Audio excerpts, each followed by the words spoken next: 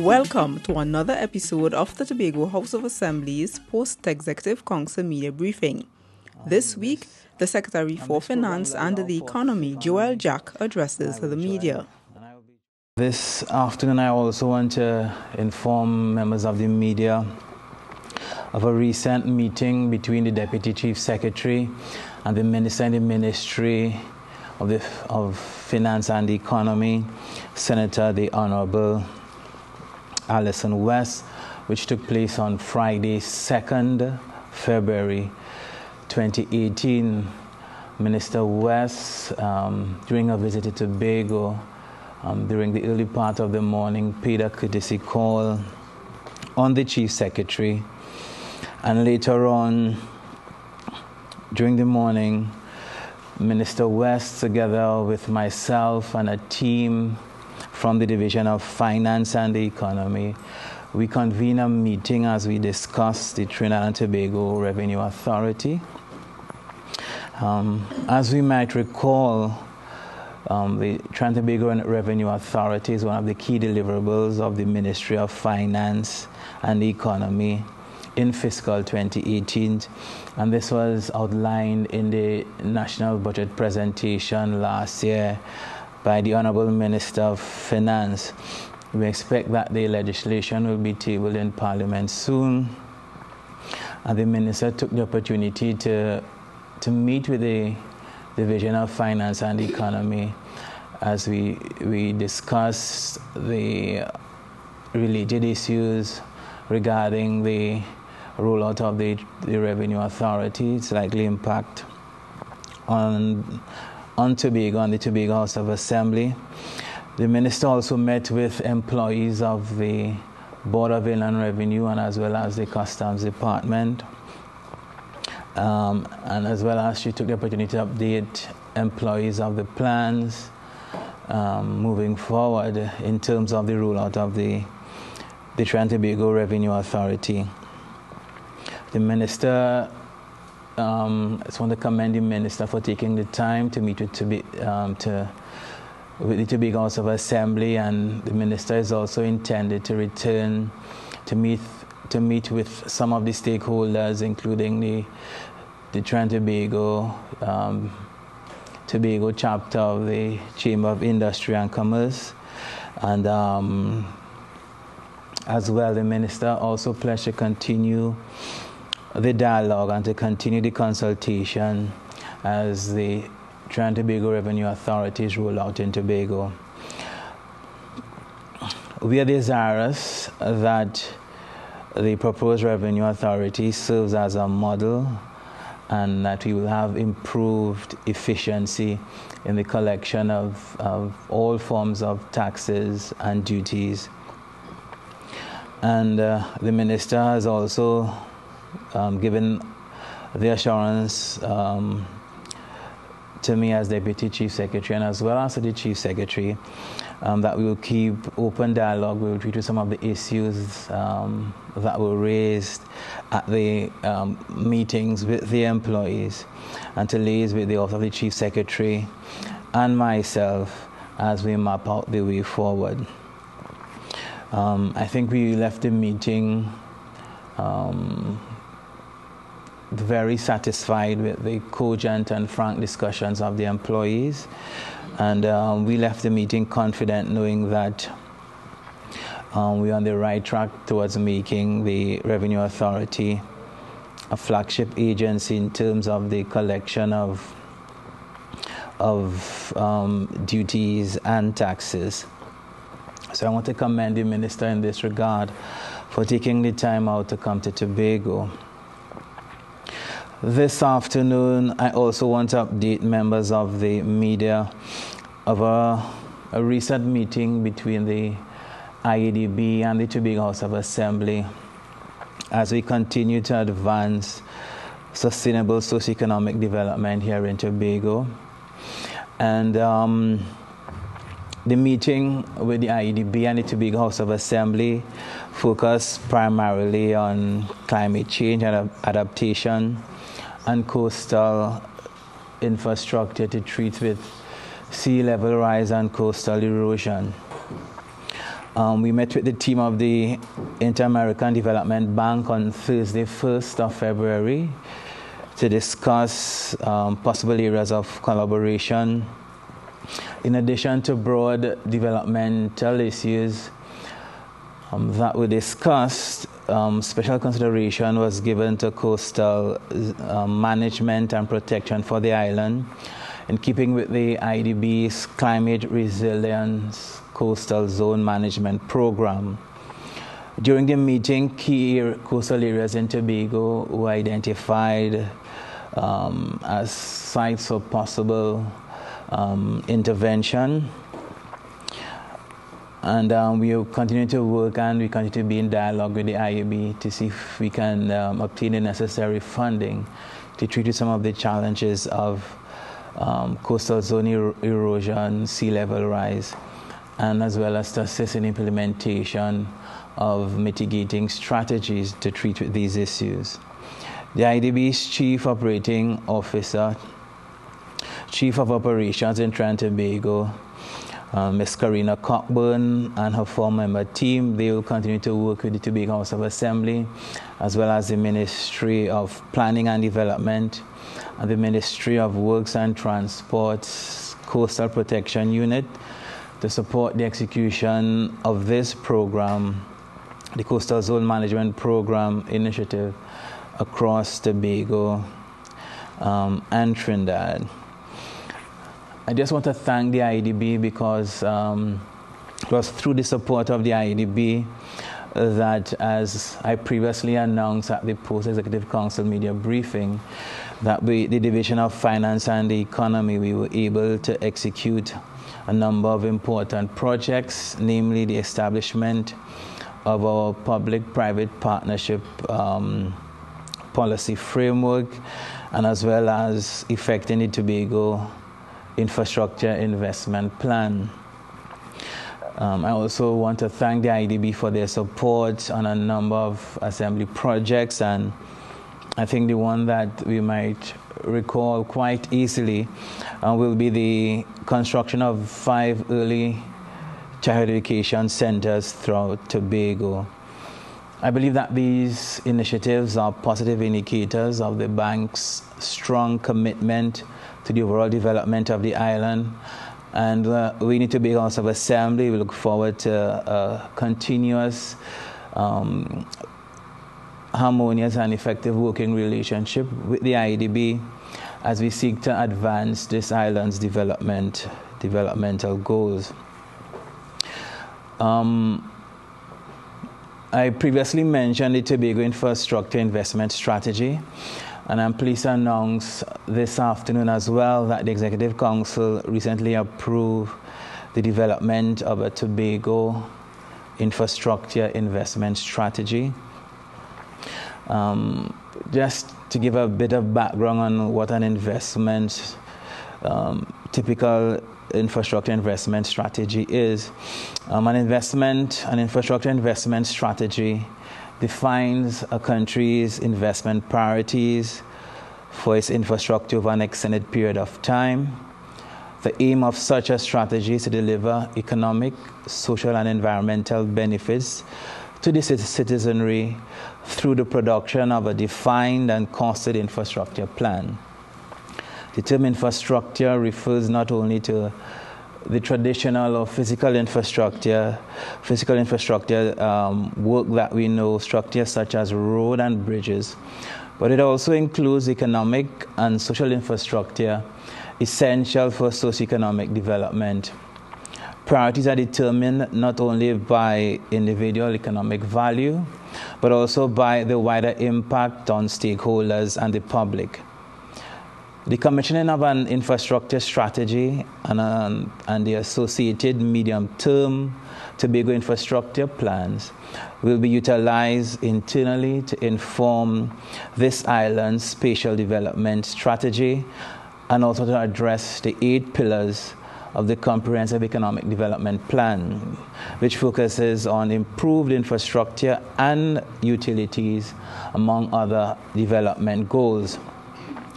The plan fosters a more integrated approach to infrastructure planning and establishes best practices as well as the maximization of value to the shareholders, stakeholders, and more importantly, taxpayers, by more efficiently managing issues such as the availability and cost of project financing, construction and maintenance capacity, judicious planning, and permitting sustainability. The Tobago Infrastructure Investment Strategy is expected to provide a transparent and coordinated approach to investment and provide a single reference point for potential partners, both domestically, regionally, and internationally, in terms of Tobago's infrastructure needs and the planned rollout of these projects. The development of a Tobago infrastructure investment strategy will be a complex and intensive process, requiring the input of a wide range of governmental and non-governmental expertise to develop and deliver an infrastructure investment strategy that is aligned with the island's economic, social, and environmental policies and objectives. The plan will also be driven by a multi-sectoral committee and will be supported as well by external advisors. The committee's role will not simply be to plan for the island's current infrastructure, but also will focus primarily on the future. And the plan's life cycle will be a 20-year cycle in the first instance, broken up into 4-year slots. While predicting these long-term requirements can be difficult, we in this administration recognize the importance of also building flexibility into our approach to meet our target as the environment evolves. To address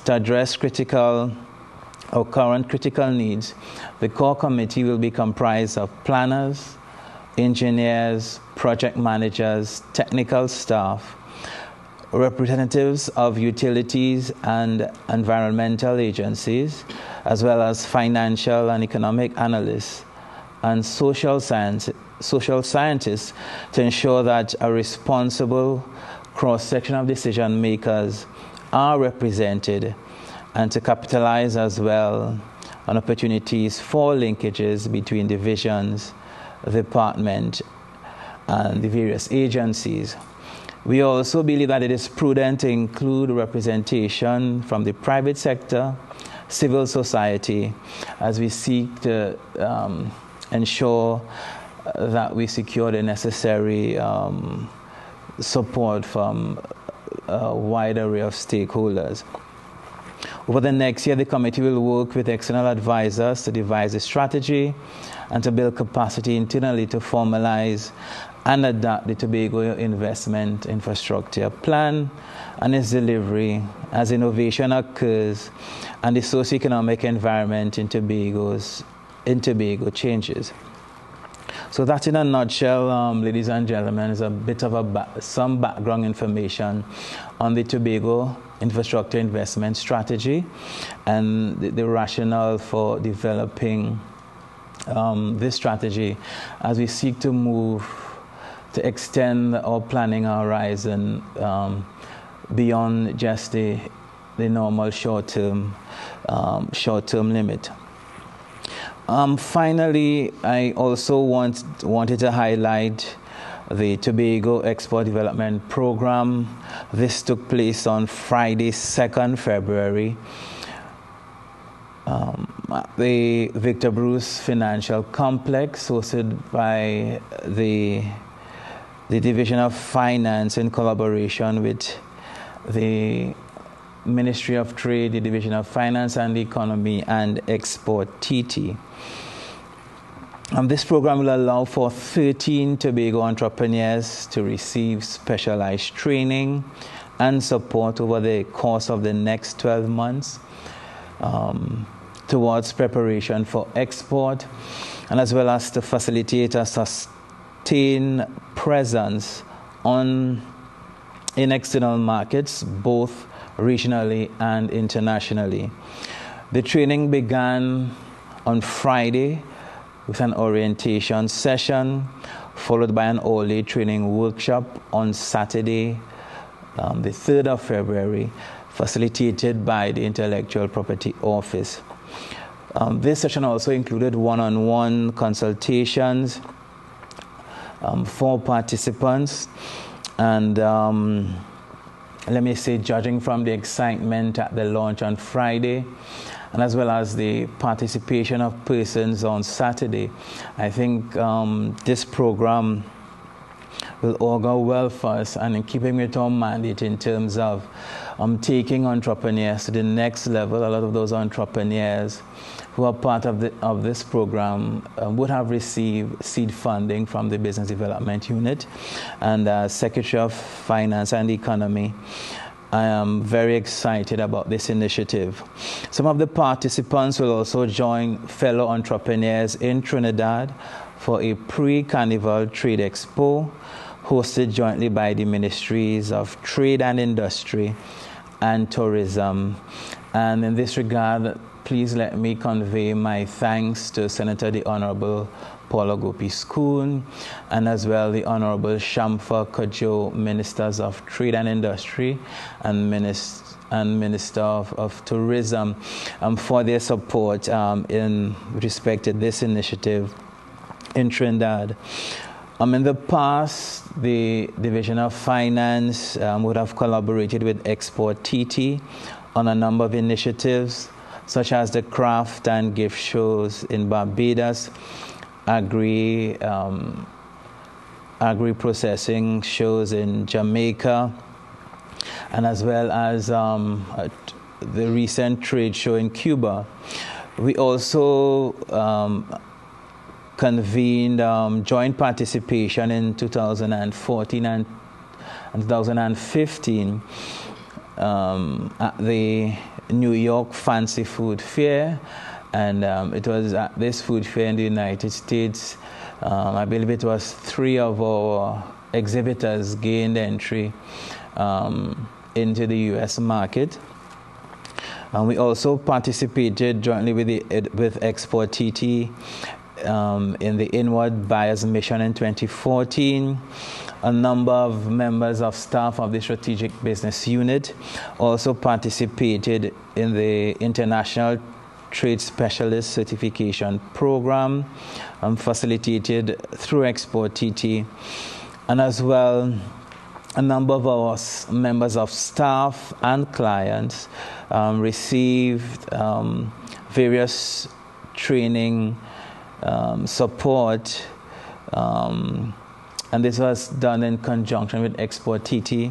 You may recall it was last year around this time, I believe it was in February, we hosted the Export to Canada workshop, and this was done in collaboration with the Canadian High Commission. And we also hosted jointly the Fit for Europe program and other cottage and food beverage export program. Coming out of this Tobago Export Program initiative, we anticipate that at least 2 of the 13 producers will enter external markets by the end of the 12-month training program.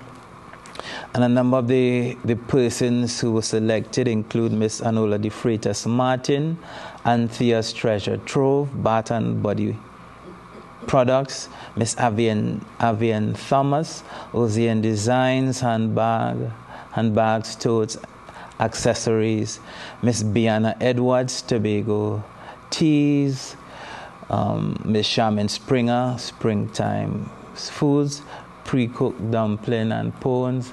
And ladies, I know this is carnival time, so if you don't want to get your manicures all messed up, you should try the springtime foods, pre-cooked dumplings and pones, etc. Miss Denise Ransom, Tobago's own rum cream. Mr. Edward Jones, New Impact Solutions, household detergents. Miss Envis Gray, Auntie Met's Mix Bay Leaf, and Miss Gray produces bay leaf powder and a variety of Morby products. Miss Kerniel and Akeem Manning, KDA seasonings and products, and they supply mixed seasonings, spices, dried sorrel and Morby. Mr. Kevin Street, Tavaco, and they are the producers of local wines and liquors. Miss Canisia Murray, Canisia and Son, coconut oil and coconut-based soaps. Miss Lacey Joseph, Just BU, beauty products and bath products. 12, Miss Marlene Davidson, Nola's Gourmet Products. And Miss Davidson produces granola, soaps, and herbal capsules. And number 13, Mr. Sunil Barton, Chen Sears Fishing, and he produces a variety of smoked fish products, including fish ham and an assortment of smoked and corned fish. Let me say as well, I wanted to thank Export TT on Thursday as well, before the launch of the Tobago Export Program. A meeting was convened between the CEO, Mr. Dietrich Grichard, one member from the board of directors and other members of the management team on potential areas of future collaboration between Export TT and the Tobago House of Assembly, and we anticipate within the next 3 months there will be a signing of a MOU and a letter of intent in terms of mapping out the way forward, where we would also look at the continued collaboration on trade missions and training program. And there's a mission coming up in March, I believe, 2 missions where the Assembly will be part of the trade mission. There'll also be shared databases between the 2 entities in terms of our client registry, and areas where we can share government and national incentives and grant programs that will be beneficial to a number of our businesses that are seeking to export their products overseas. So I want to thank the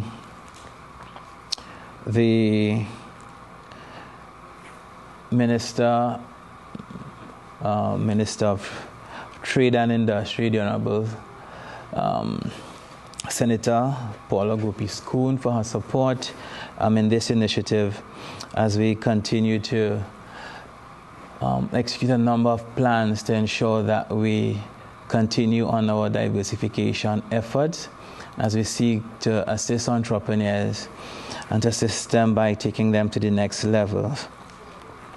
I want to treat with just 1 or 2 related issues. And one has to treat with the non-payment of salaries, the Division of Health, and Division of Wellness and Family Development.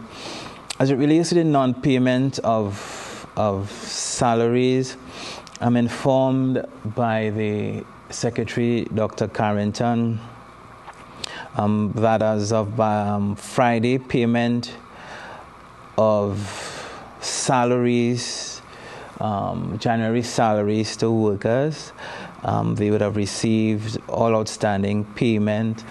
This is as it relates to salaries. I'm informed that workers would have received the payment of their January salaries as of Friday. In terms of the 3 outstanding fortnight payments for diluted employees, I'm informed that workers would have received 2 out of the 3 outstanding payments that are outstanding.